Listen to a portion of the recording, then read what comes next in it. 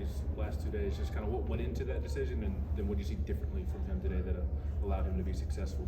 Yeah, I mean, a little bit of it was, trying to get a message across to a couple of the guys that I think they got yesterday. And then today it was just kind of rolling with, we wanted to have some balance in there, and that's kind of how it's set up with some right-left stuff. But just saw more determination and more attitude.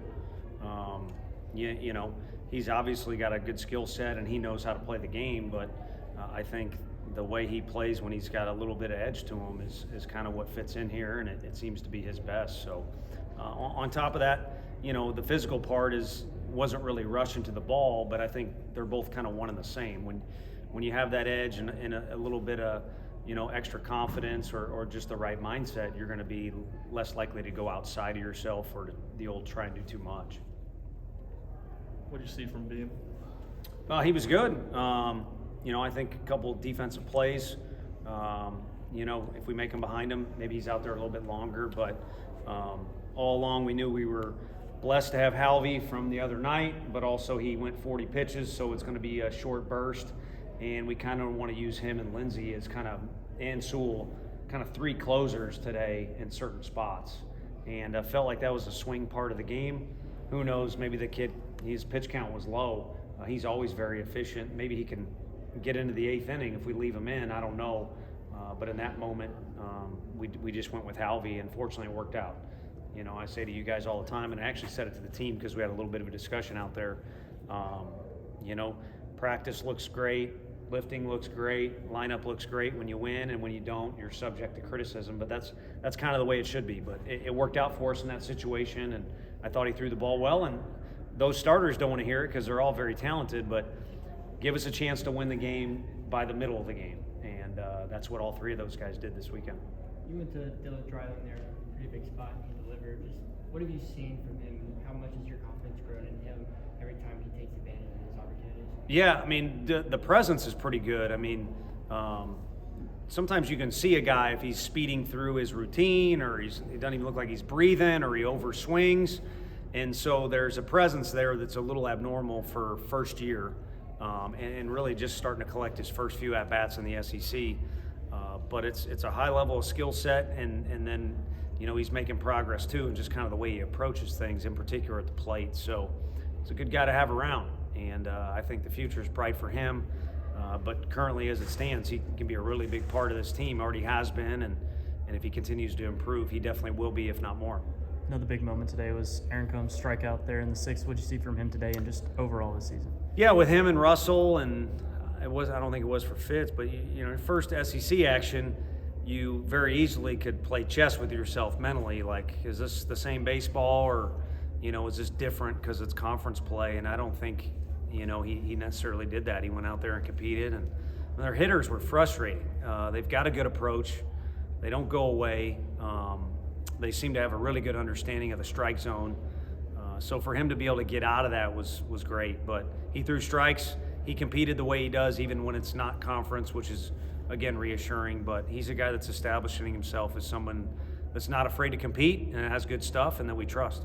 How pleased were you with the consistency kind of up and down the lineup today? It was great. I mean, we've been kind of searching for that feeling of some balance, and then also, hey, one guy might do something. I think there's a couple guys we could pick out in the lineup that just didn't have their best day at all. But some other guys did well. And this thing's all about team effort, and I thought this week the guys came together as much as they have. And that'll bleed into things like the lineup, or when you hand the ball off to a guy on the mound and he's going to pitch when you got a runner at first or whatever.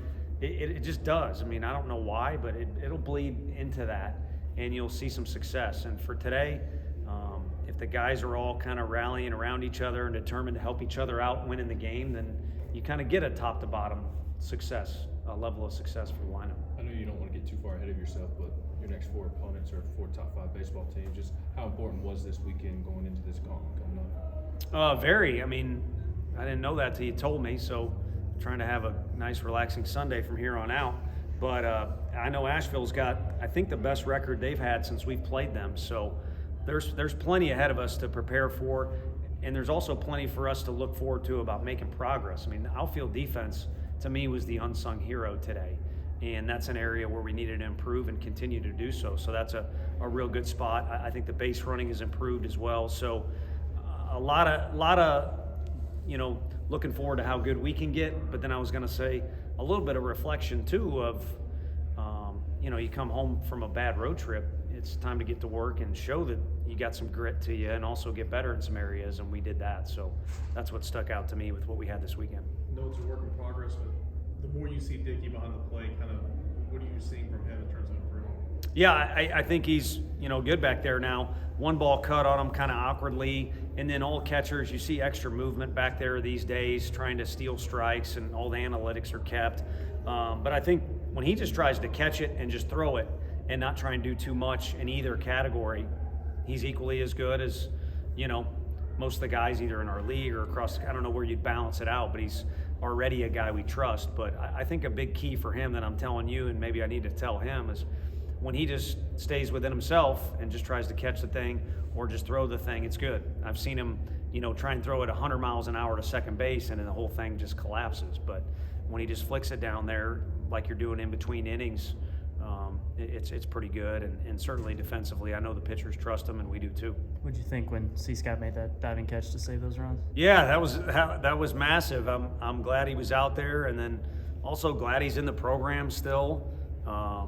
He's a good one to have around. We were texting last night about stuff totally irrelevant to baseball, but he's a kid that, like I said, is a joy to be around. But on the field, the battle he fought in his early years here is just being focused and being confident and having a kind of a level mood.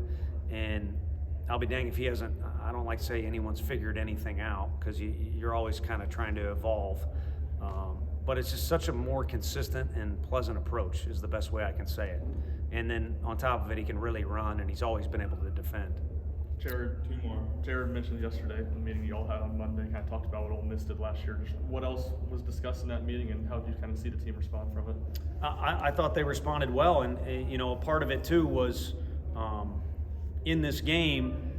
People call it a game of failure, which is kind of crazy. No one wants to play a game of failure. You want to play a kid's game. You put on a uniform, you act crazy if you hit the winning hit like we had yesterday, or you get mad. You don't want to throw your glove or anything, but if you strike out, you're frustrated. That's what kind of game you want it to be.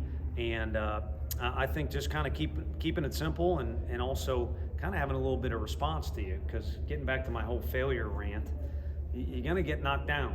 So it's important to receive blows the right way and respond in the right way, and it was a good response week.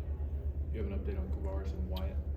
Yeah, Wyatt, tomorrow we'll get on the mound and have a feel there where he's at. Swistak is another arm that'll do that tomorrow on the mound. And then KT's just been doing rehab, in the training room. Instead of taking extra swings or running around out there, just getting that thing where he can come back as quick as possible. And I think it'll be sooner than later. But that's also one of those things we don't want to go 2 steps forward, 1 step back.